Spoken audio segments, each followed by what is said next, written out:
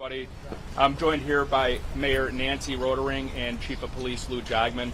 My name is Chris Covelli, Covelli, and I'm the spokesman for the Lake County Major Crime Task Force. This morning we're going to provide you with some updates about where the investigation has led thus far, where we're at, and where we're going to be moving forward. So over the past 24 hours, there's been a significant amount of information obtained by investigators, and this consists of the extremely hard work by Highland Park Police, the Major Crime Task Force, State Police, ATF, and the FBI. Everybody has been collaborating very well to further this investigation. The community has been absolutely terrific as it comes to reporting information that they have, things they may have witnessed, things they may have seen, turning over video that has really helped us further the investigation and aid investigators. One point I just want to clarify is Robert Cremo III, he's 21. He'll be 22 in September of this year, and he's a resident of Highwood. So throughout the past 24 hours, investigators have spoken with numerous witnesses, some of the survivors. They've had the opportunity to review numerous video clips, both from cell phone video recordings and fixed cameras in the area, and they've conducted a number of other follow-up investigations. And based on where we're at this point in the investigation, and some of this is still preliminary, so is subject to change as we keep moving forward, but we do believe Cremo pre-planned this attack for several weeks. He brought a high-powered rifle to this parade. He accessed the roof of a business via a fire escape ladder and began opening fire on the innocent Independence Day celebration goers. The rifle was purchased in Illinois, and the information we have thus far is that it appears to have been purchased legally by Cremo. During the attack, Cremo was dressed in women's clothing, and investigators do believe he did this to conceal his facial tattoos and his identity and help him during the escape with the other people who were fleeing the chaos. During the attack, we believe that Cremo fired more than 70 rounds from this rifle into the crowd of innocent people. Following the attack, Cremo exited the roof, he dropped his rifle, and he blended in with the crowd, and he escaped. He walked to his mother's home, who lived in the area, and he blended right in with everybody else as they were running around, almost as he was an innocent spectator as well. He borrowed his mother's vehicle. We issued an alert yesterday afternoon. Chief Jogman provided the vehicle information and Cremo's information.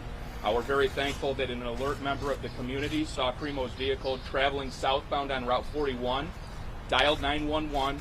An alert North Chicago police officer spotted the vehicle, waited for additional backup units to arrive, conducted a traffic stop, and they were able to safely apprehend Cremo with no injuries to the officers. Inside the vehicle, there was a second rifle located.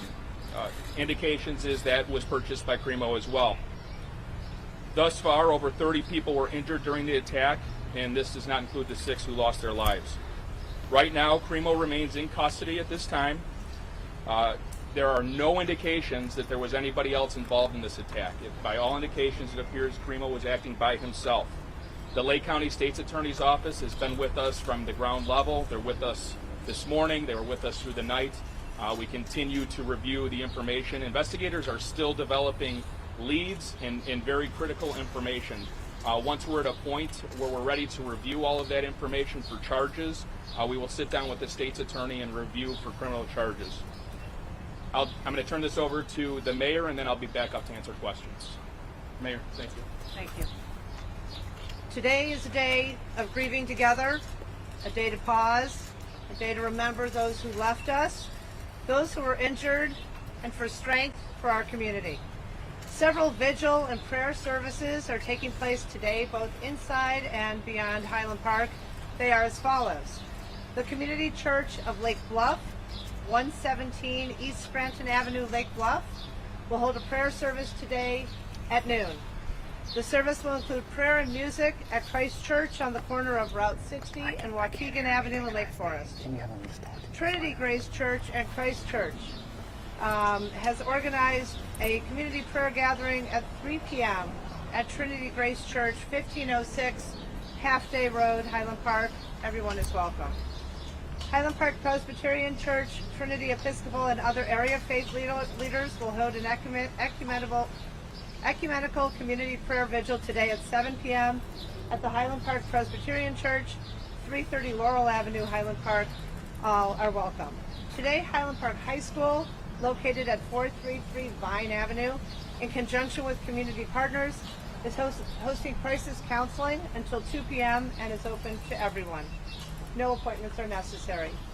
Additionally, a Family Assistance Center will open tomorrow, July 6th at noon, to provide support services and crisis assistance to those who were directly impacted at the parade. The location and hours of operations are pending. We'll get that information to the community as soon as we have it. Please go to the city website for more information. The Highland Park Police Department, the American Red Cross, and the FBI Victim Services Response Team are assisting with additional partners. The teams will engage with victims and families to assess their immediate needs and provide crisis intervention and other forms of emergency assistance. Anyone who is a victim of the incident and is in need of support loud and clear. Gotcha. can call You got me? 800-CALL-FBI. Okay, thanks. I know what a generous community we are a part of. And we are Sounds good, overwhelmed thanks. with the amount of support offered not only from those in Highland Park, but the surrounding region and throughout the nation. Thank you. For those who are looking to donate to victims and in support of the community, we ask that you be mindful of potential scams on GoFundMe and other fundraising avenues. This afternoon, we'll share additional information on the city's website regarding how to donate to the victims, survivors, and those who support the community. For all who have reached out with offers of equipment, food, and professional services, we thank you. Thank you all for coming out today. I'll now turn the mic back to Deputy Chief Cavelli. Any questions? Chief, can you tell us, Josh Campbell, CNN, can you tell us about the motivation? Is the suspect cooperating? Is he answering questions? And what more are you learning about the motivation either from him or from his online footprint? At this point, we have not developed a motive from him. Investigators are very much furthering the investigation. They have been in discussions with him. I don't have anything to say about motivation thus far because it hasn't been provided. Is he answering questions? Sir, we've seen disturbing videos online. Were warning signs missed? The question was, there's disturbing videos online that have been seen. We are reviewing those. Those are going to be a part of any investigation efforts by our task force investigators, Highland Park Police. We'll look at them and we'll see what they reveal. Should someone have flagged those videos? Phil.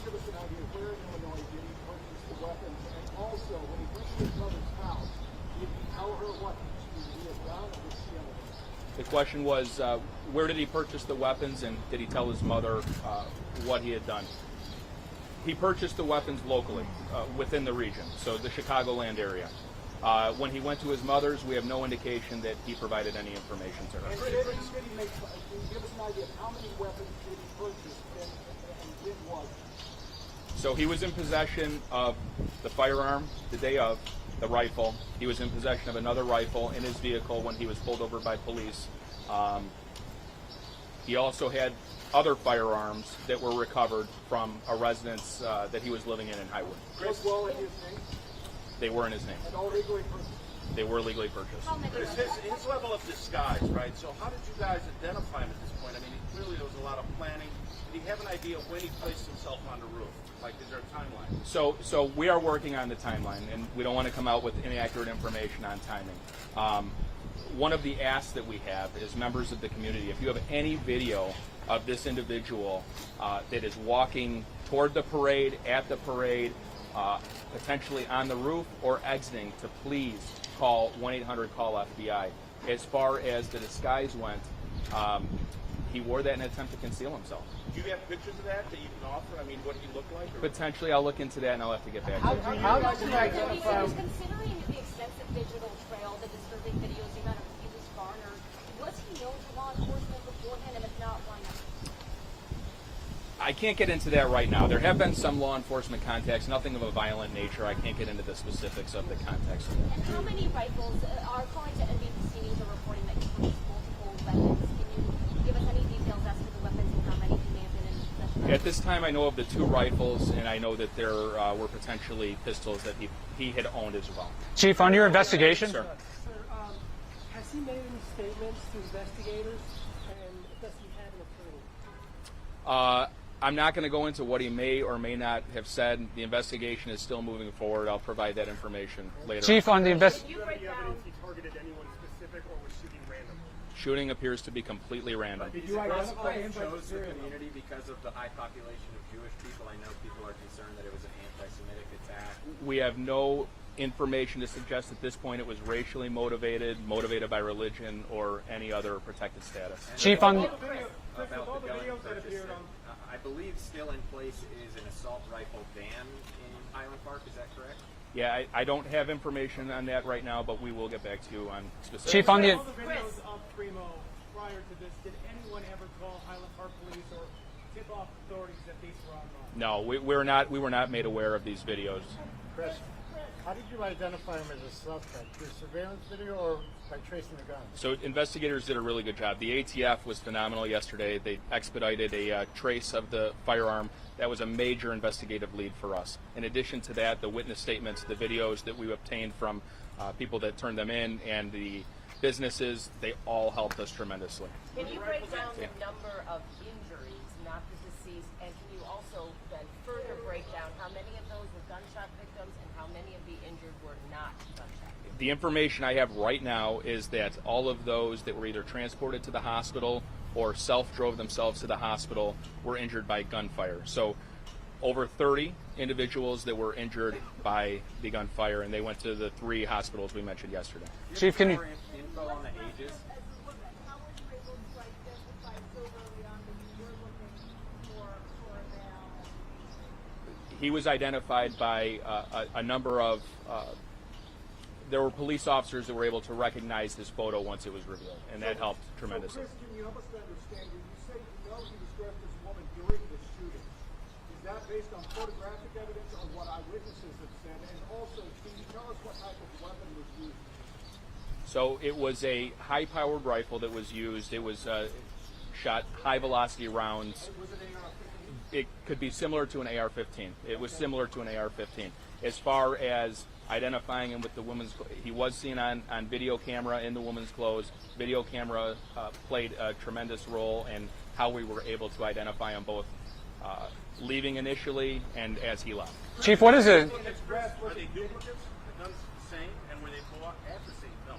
Different and bought at separate locations. Chief, what is the status on current charges right now? Wig on because it was reported that it was I'm not exactly sure what the woman's attire consisted of. Initially, it was reported that this person had long hair, so a wig isn't out of the question. Is his family cooperating with the investigation? Where was he on? How did he get there exactly? Can you repeat that? Can you tell us more about the business where he was? Which group was it, and how did he get in? It was a local business right in that vicinity. I'm not sure the name of the business. He was able to access the roof through a ladder that's affixed to the side of the building. We'll take 3 more, okay? What happened with that clothing? Did he dump it somewhere or did he have it on him? Have you talked to his parents at all? We've talked with teachers who he was with in elementary school that have contacted his parents several times saying there were issues with him as a teen and a young child growing up. What type of Sure. cooperation? One of the things that is important to remember here is the diligence and investigation. We're going to reach out to everybody we possibly can that has information, firsthand information about him, whether that's family members, teachers, friends, whoever it is that has information. But it does take time. It takes time to gather who may know him, who knew him in the past, teachers. That is something that task force investigators are working on. They've interviewed a number of people thus far, but please keep in mind we're 24 hours in. There's a lot of work to be done here. We're not done. Are his parents cooperating? I don't want to get into levels of cooperation. Chris, on charges, what are potential charges? Were the weapons modified at all? With anything? No indication the weapons were modified. What's his... One more. Have any children passed away? No children have passed away. We'll take your last one. Address they gave when he bought the weapon. What address did he give? I'm not sure what address Just he the gave. I status can on get back to you charges? that. Just the All right, charges? we'll be back this afternoon about 3 o'clock.